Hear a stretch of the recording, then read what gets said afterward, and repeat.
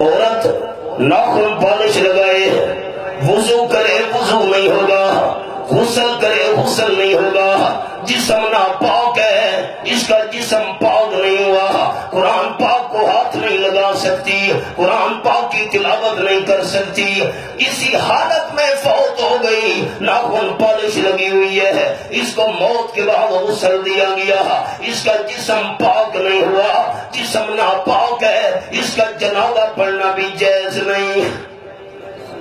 ہمارا کوئی قصور نہیں، ہم ناخن پالش خرید کر لے آتے ہیں کہ یہ لگا۔ میرا خیال ہے مسئلے سخت ہو گئے ہیں، ہمارے جماعتی ساتھی ناراض ہو گئے ہیں۔ میرا خیال ہے میٹھے میٹھے مسئلے کرتا تو آپ خوش ہوتے، اب مسئلے سخت ہو گئے ہیں نا۔ ہائے ہائے، سنو، آپ صلی اللہ علیہ وسلم نماز پڑھنے کے بعد حضرت فاطمہ رضی اللہ عنہ کے گھر میں پہنچے۔ میری مائیں اور بہنیں بھی سنیں جن تک میری آواز جا رہی ہے۔ حضرت فاطمہ رضی اللہ عنہ گھر میں نہیں تھی۔ میری بیٹی کہاں ہے؟ آپ انتظار میں ہیں؟ تھوڑی دیر گزری، حضرت فاطمہ رضی اللہ عنہ سامنے آ رہی تھی۔ آپ نے فرمایا، بیٹی من این جیتے، لفظ سنو لفظ سنو، گھروں میں جا کر میری ماں اور بہنوں کو بھی سنا دینا، بیٹی کہاں سے آ رہی ہو، کدھر گئی تھی؟ حضرت فاطمہ رضی اللہ تعالیٰ عنہ نے جواب دیا، ابا جان یہ میرے محلے میں پڑوس میں ایک بندہ فوت ہو گیا تھا، اس کے گھر میں تعزیت کے لیے گئی تھی۔ آپ تعزیت کو کیا کہتے ہیں؟ لاسیوا۔ تعزیت آپ سمجھ گئے نا، افسوس، ارمان، فاتحہ خوانی۔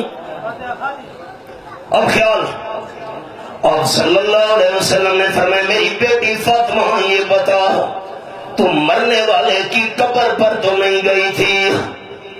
سنو سنو،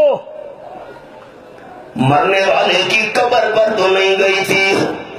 حضرت فاطمہ رضی اللہ تعالیٰ نے جواب دیا، نہیں ابا جان میں مرنے والے کی قبر پر نہیں گئی تھی، مجھے آپ صلی اللہ علیہ وسلم کی بات یاد ہے، لعن اللہ زائرات القبور،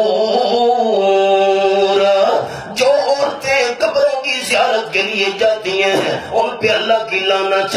میں کیسے قبر پر جا سکتی تھی؟ میں تو وارثوں کے پاس گئی تھی فاتحہ خوانی کے لیے۔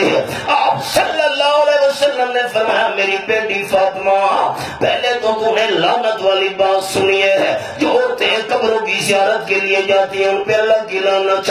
آج دوسری بات سن لے، اگر تم مرنے والے کی قبر پر گئی ہوتی، لم تری رائحۃ الجنہ، تجھے جنت کی خوشبو سونگھنا بھی نصیب نہ ہوتی۔ ہمارا کوئی قصور نہیں کہ ہم عورتوں کو خود پیر بابا پر لے جاتے ہیں، ہمارا کوئی قصور نہیں۔